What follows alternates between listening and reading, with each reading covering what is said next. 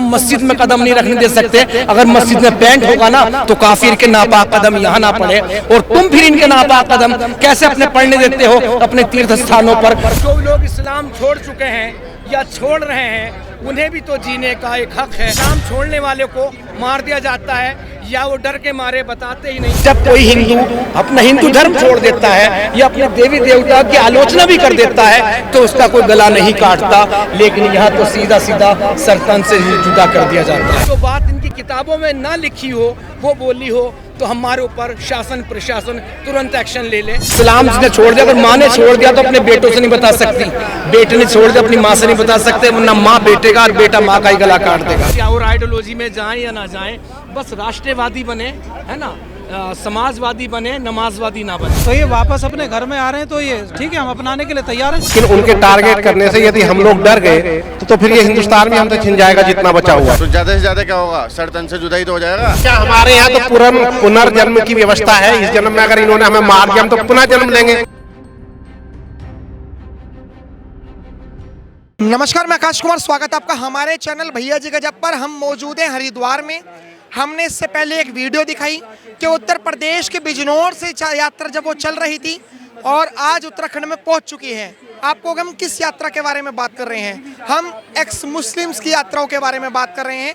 आपने सामाजिक, धार्मिक, जातिगत, लिंग के आधार पर बहुत सारी यात्राएं देखी होंगी, लेकिन एक्स मुस्लिम्स की यात्रा ये अपने आप में बहुत सोचने का विषय है।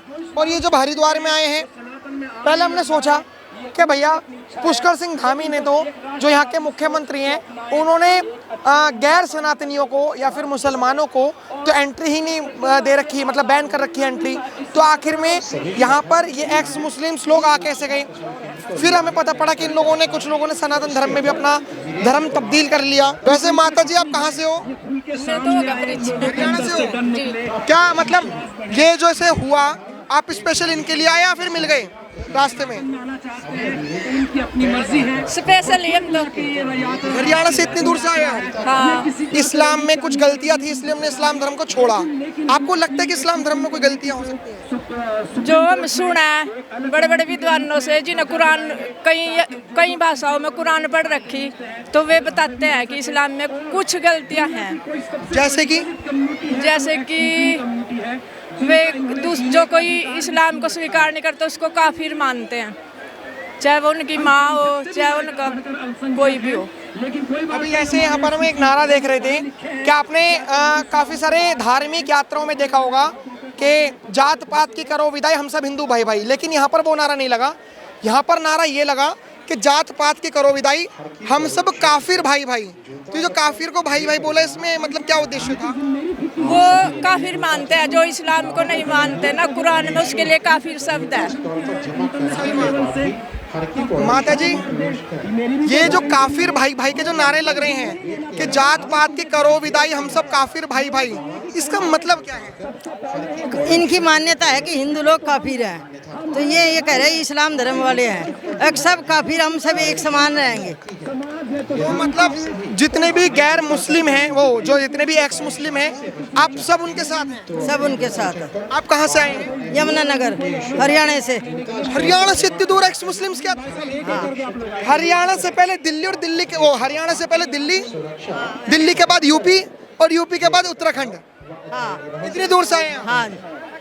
देखिए क्रेज तो दिख रहा है, यहाँ पर बहुत सारे लोग हैं, इनसे भी बात करेंगे आखिर में।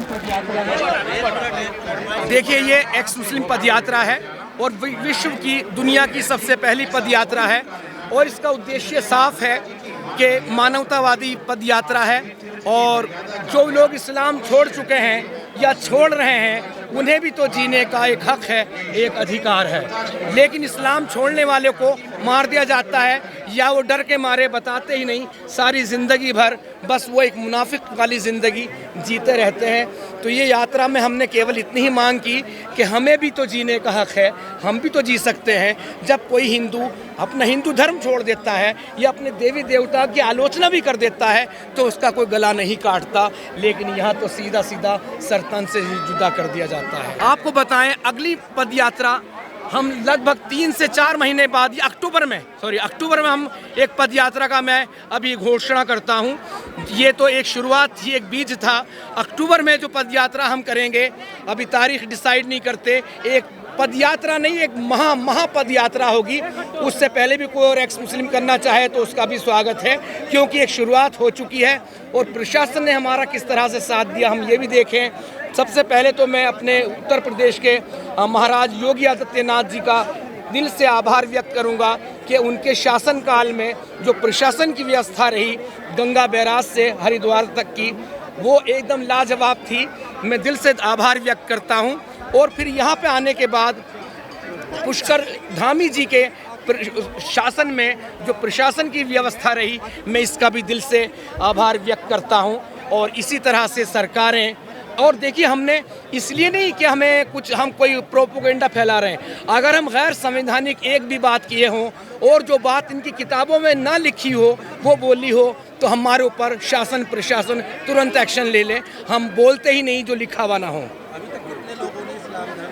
लगभग एक आंकड़ा 1.5 से 2 करोड़ का कहा जाता है, 1.5 से 2 करोड़ का आंकड़ा कहा जाता है, लेकिन वो कितना भी इससे ज़्यादा भी हो सकता है, क्योंकि इस्लाम ने छोड़ दिया। अगर माँ ने छोड़ दिया तो अपने बेटों से नहीं बता सकती, बेटे ने छोड़ दिया अपनी माँ से नहीं बता सकते, वरना माँ बेटे का और बेटा माँ का ही गला काट देगा। और इस पद यात्रा का उद्देश्य सिर्फ इतना सा है कि जिन्होंने इस्लाम छोड़ दिया है, क्या उन्हें जीने का अधिकार नहीं होना चाहिए? लेकिन इस्लाम छोड़ तो कहते हैं मुर्तद की एक ही सज़ा, सरतन से जुदा। मुझे इस यात्रा की जब मैंने शुरुआत करने की घोषणा ही की थी, तब तक मैंने तारीख भी तय नहीं की थी, तो इतनी धमकियां दिन रात आने लगी। मेरा नंबर पब्लिक करना पड़ा मुझे, क्योंकि ताकि और भी एक्स मुस्लिम मुझसे संपर्क करें। तो मुसलमानों की इतनी धमकियां आई कि बता नहीं सकता। उसी वक्त हमारे एक्स मुस्लिम सलीम वास्तिक जी के ऊपर हमला हुआ, और मेरे पास ईश्वर झूठ ना बुलाए गंगा जी पे खड़ा हूँ। इतना कहा गया कि अभी भी तेरा हौसला नहीं टूटा, अभी भी तू करेगा, देख तेरा भी अंजाम यही होगा। फिर मैंने कहा देखिए कि उनके ऊपर जो हमला किया था, योगी जी ने उनको 72 हूरों के पास भेज दिया है, उनका इनकाउंटर कर दिया गया है। और आइए जितनी मेरी लिखी हुई ज़िंदगी उतनी होगी। तो ये दुनिया की प्रथम एक्स मुस्लिम पद यात्रा है। ये आगे पीछे होती रही सुरक्षा कारणों से, फाइनेंशियली कारण से, लेकिन अभी हमने ये 11 अभी मुद्दा बताता हूँ। 11 अप्रैल को गंगा बैराज बिजनौर से शुरू की। नंबर 1 ये कि हमें भी जीने का एक अधिकार चाहिए।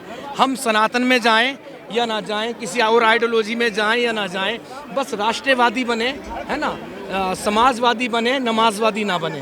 कितने मुस्लिम इस यात्रा में शामिल हो रहे हैं? इस यात्रा में तो बहुत सारे एक्स मुस्लिम शामिल हुए, और जिन्होंने कहा मुझसे कि भाई हम हर की पेड़ी पे होंगे और तुम्हारे पास ही बैठ के चले जाएंगे, तुम्हारे साथ चाय भी पीकर चले जाएंगे, लेकिन तुम्हें पता नहीं चलेगा। इतना डर है, इतना खौफ है। इस यात्रा में कई एक्स मुस्लिम ऐसे भी आए हुए हैं कि जो अपने मुंह को ऐसे कवर किए हुए हैं कि जैसे कि हमारी कोई मुस्लिम खातून आई हो, अपना चेहरा ना दिखा पा रही हो।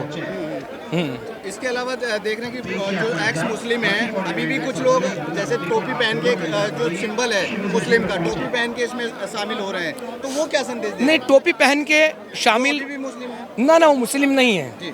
वो थोड़ा सा अपना चेहरा तो उन्होंने छुपा लिया, लेकिन एक सिंबल रखना चाहते थे कि हम भी एक्स मुस्लिम हैं। बस उन्होंने चेहरा कवर कर लिया अपना, लेकिन ये दिखाना चाहा। हर की पौड़ी क्षेत्र को गैर मुस्लिमों के लिए प्रतिबंधित किया हुआ है। यहाँ पर पूरी तरह से मैं मुस्लिम तो नहीं हूँ जी, इसको लेकर क्या कहेंगे? देखिए, नहीं, ये मुस्लिमों के लिए बैन है। हाँ, नहीं, सुनिए, ये प्रतिबंधित किया गया है और इतने देर से किया गया है। मुझे अफसोस इस बात पर है, इनके काबा खाना के बाहर ही लिखा हुआ है, एक मिनट रुकिए दे, इनकी काबा जहाँ हज करने आते हैं वहाँ साफ तौर से लिखा हुआ है काफिरों की नो एंट्री। अब इन्होंने काफिर हटा के नॉन मुस्लिम नो एंट्री कर दिया।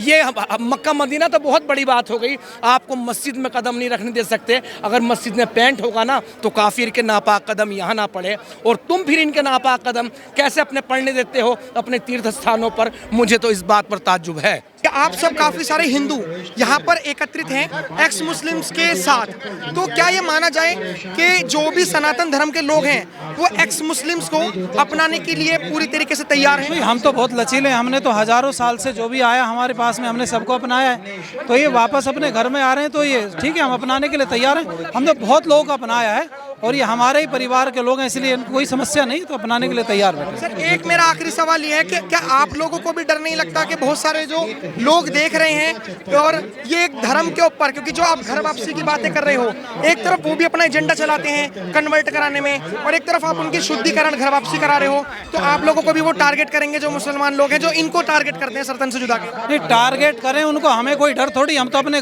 घर में किसी को डर लगता है, तो हमें डर किस बात का है?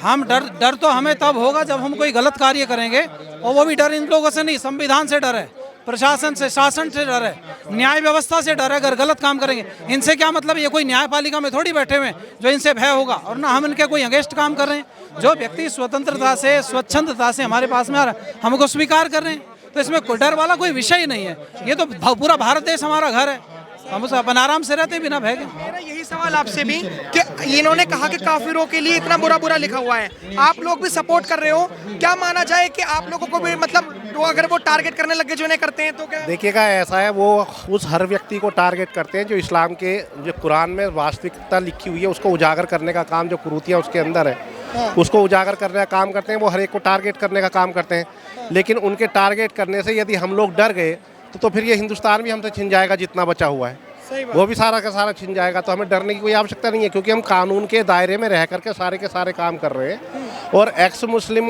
इन लोगों ने और लोगों को, जो इनके जैसे लोग हैं जो डरते हैं अपने को बतलाने से, उनको हिम्मत मिले, इसलिए इस यात्रा का इन्होंने शुरुआत की। एक मैं पहले भी कह चुका हूँ और फिर कह रहा हूँ एक बार कि जो भी भाई उसमें कोई भी हो, जो भी हमसे सहायता के लिए आएगा, मदद के लिए आएगा, हम उसके साथ खड़े हैं, मदद के लिए खड़े हैं, तैयार। हाँ, डर नहीं लगता आपको? ये डर की क्या बात है इसमें भाई? ज़्यादा किनारे लगाते हैं ये लोग, तो ज़्यादा से ज़्यादा क्या होगा, सर तन से जुदा ही तो हो जाएगा। लेकिन कम से कम किसी अपने शोषित वंचित जितने भी भाई हैं हमारे या उनके साथ खड़े तो रहेंगे आजीवन। अच्छा, हमारे यहाँ तो पुनर्जन्म की व्यवस्था है। इस जन्म में अगर इन्होंने हमें मार दिया, हम तो पुनः जन्म लेंगे, और पुनः जन्म लेंगे फिर वो ज़्यादा दुगनी ताकत के साथ में काम करेंगे। तो डर की तो कोई आवश्यकता है ही नहीं, जिसने जन्म लिया वो मरेगा जरूर, कोई ऐसी बात नहीं है। यहाँ पर लोगों को दिखाया, यहाँ पर हर की पौड़ी पर आकर किस तरीके से यात्रा को समापन हुआ। काफ़ी सारे सनातन धर्म के, आर्य समाज के काफ़ी सारे ऐसे लोग हैं जो एक्स मुस्लिम्स को सपोर्ट कर रहे हैं, और ये उन्होंने बताया कि ये सिर्फ पहली यात्रा है, अंतिम यात्रा नहीं है।